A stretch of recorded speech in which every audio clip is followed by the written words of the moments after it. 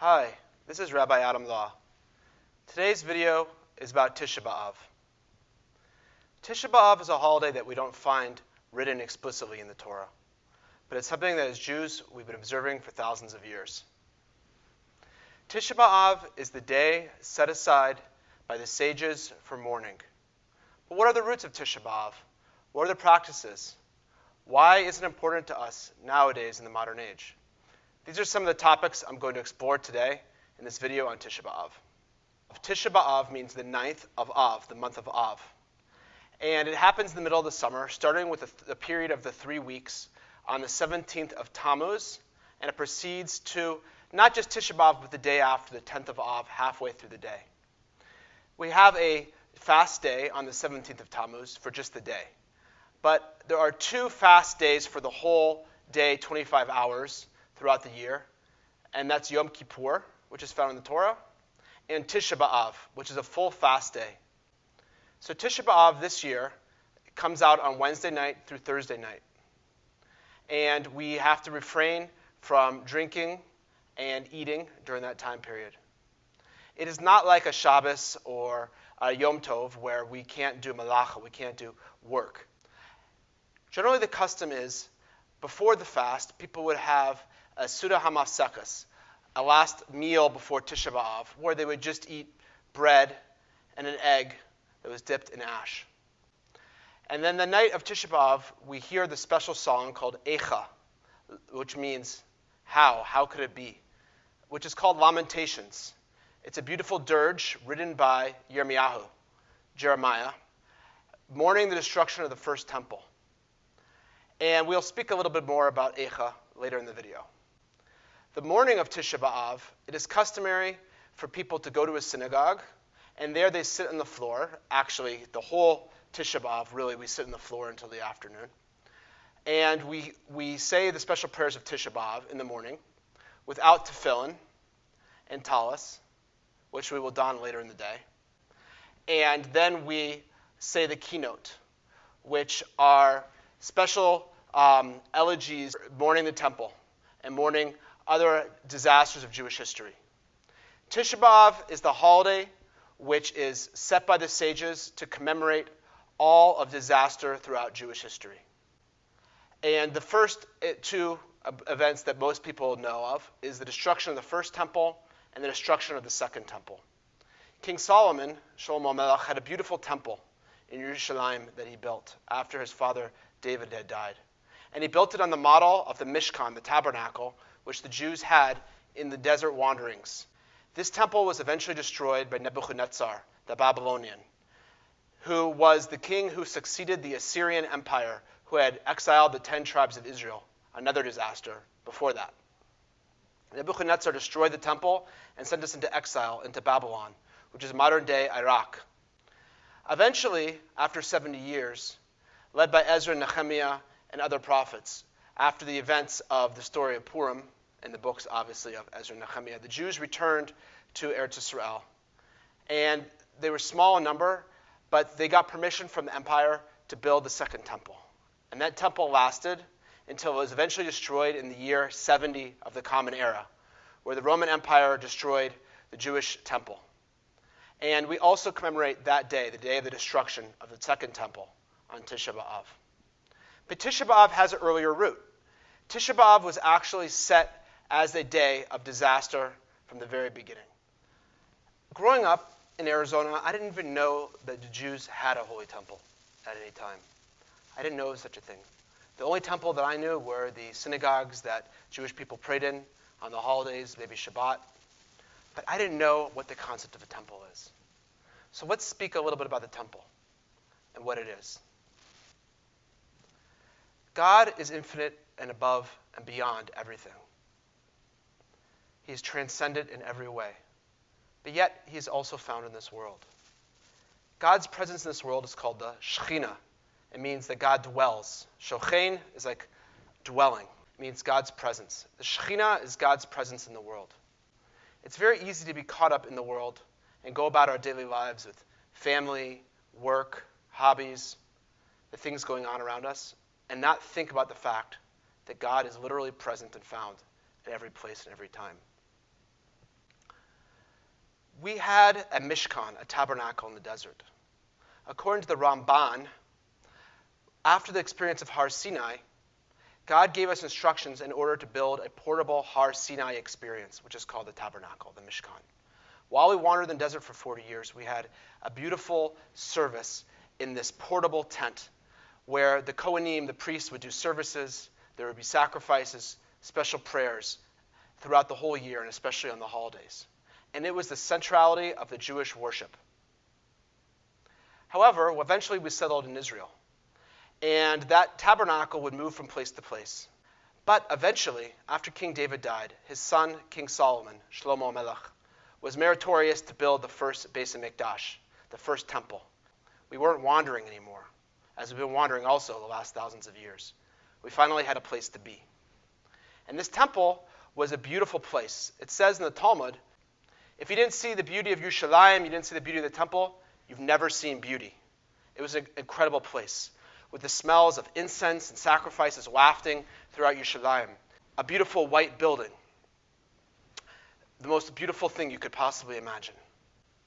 So the temple wasn't just built in a regular place. It was actually built, according to tradition, on the Even HaShasiyah, the foundation stone, the very center point of the Big Bang which God created the world through.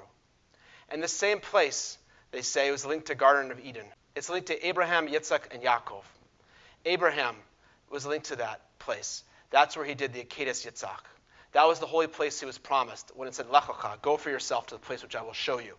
And then at the end of his 10 trials, Abraham had to bring up his son up to that place. And he thought he was supposed to sacrifice him. But God does not want human sacrifice. This holy incident of the Akedas Yitzhak, the binding of Isaac, happened at that place, at the holy Temple Mount, where the temple was to be built. So too Yitzhak, when he went out to the field to pray for a wife, for it is a place of connection, the holy temple, a place between God and us to connect. So too it was a place for prayer, for a man and a woman to find each other, and Yitzhak prayed there.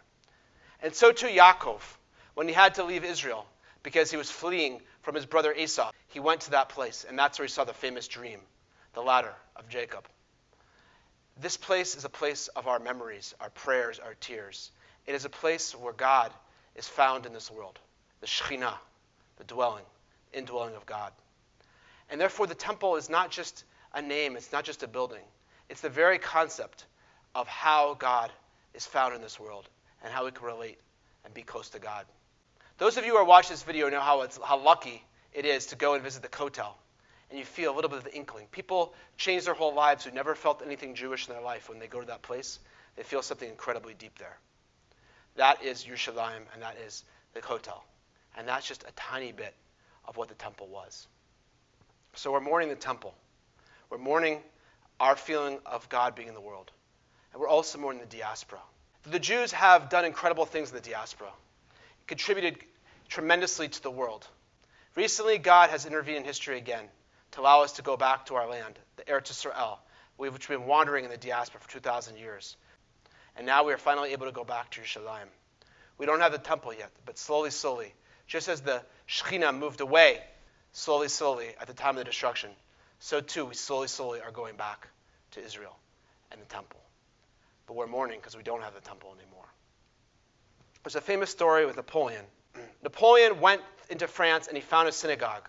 And he happened to go into this synagogue on Tisha BAv. And there, everybody was crying and in mourning. And he didn't understand. So he asked the people there, "My people, I'm your emperor, Napoleon. What can I do to help? What's wrong?" And the Jews said, "They've destroyed our temple. Oy voy voy, they've destroyed our temple." And Napoleon said, "Who destroyed your temple? Don't you know that I'm the emperor and the strength that I have? I'll go out and punish them. Nobody should be destroying your property or temple. I'm here to emancipate you." The rabbi turned to Napoleon and said, "Dear Napoleon, we're crying, we're mourning for something that happened 1,800 years ago. Our temple was destroyed." Napoleon was shocked, astonished. Who in history thinks about and mourns for something that happened thousands of years ago? What a unique people. Just as you still mourn, so too you will rejoice. And there Napoleon gave a blessing to the Jewish people in the synagogue at that time. As I said, the main events of Tisha BAv were the sin of the spies.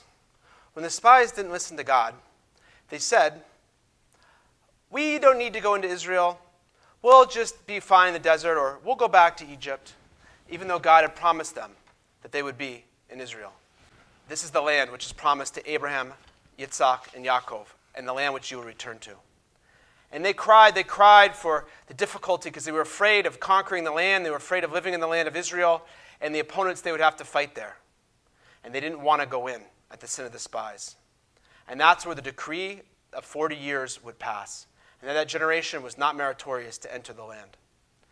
And not only that, God decreed in that day that this would be a day of mourning for all time. A sad day. That's the day where Tisha BAv was created. And again, the first and second temple were destroyed later on in history on that same day. Why would this be? Why would God set aside a day of evil for the Jewish people? Now, you have to understand, no evil falls from heaven. God does not want to do evil. When a child is punished, he will say, I hate you to his parents, and cry and curse them. And he will see his parents as evil. God doesn't want to do evil. God loves us, so he disciplines us. The day of Tisha BAv teaches us that there's a concept like this in the world, that the world has reward and punishment. Whether it's in this world or the next world, everything is watched out by an eye, so to speak, and written down in a book, so to speak. And we must be watchful of what happens and what we do. I'm not saying everything is so simple that it works out black and white like this, but nevertheless, we must understand that one of the hanhagas, one of the ways that God relates to the world, is through reward and punishment. Schar va'onash. And on that day, it was decreed that that would be the day where a number of disasters would happen throughout Jewish history. And that's why we spend the day in Tisha BAv in mourning, to let us know we're missing something. We must know we're mourning. That's also why we have Shiva. We have Shiva in order to remind us we're mourning. It's too easy for people to not accept the loss and move forward in their life and bury that pain deep inside. So we must spend time to process it, to go through that 7-day period of mourning, the Shiva. That way we come to terms with our grief. So too, we must remember every year a special day to remember all the disasters that we went through. And that's the day of Tisha BAv. A sad day, a difficult day. But how are we going to remember otherwise? We won't think about it. How can people nowadays possibly realize that we're missing something? That we're missing the feeling that God is connected to us, that God is in this world, that God is present.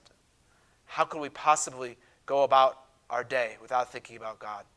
That's really why all the prayers and everything exist, is so that we can bring God, we can have devekut, we can have connection, clinging to God every day.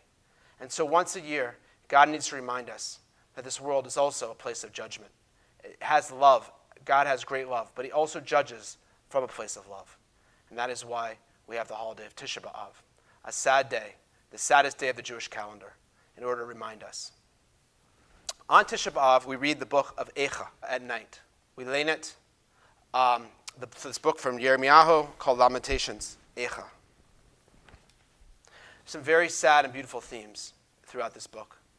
But the book tells us that we should always have hope, and that sometimes when difficult things come, we should be silent and just accept them and just hope for the future that things will get better. We need to know what happened in the past to reflect on why things are. That our hope, as always, is back to Eretz Yisrael and Yerushalayim and a holy temple, and that we can feel God's presence all the time. God has reasons for everything, and Tisha BAv lets us understand that there is something missing in the world, that we should feel deeply, we should mourn the fact that God's presence is not found in the world as easily. And that's why we have the holiday of Tisha BAv. Thank you very much. This is Rabbi Adam Law. Hope you're well. Have a good Tisha BAv.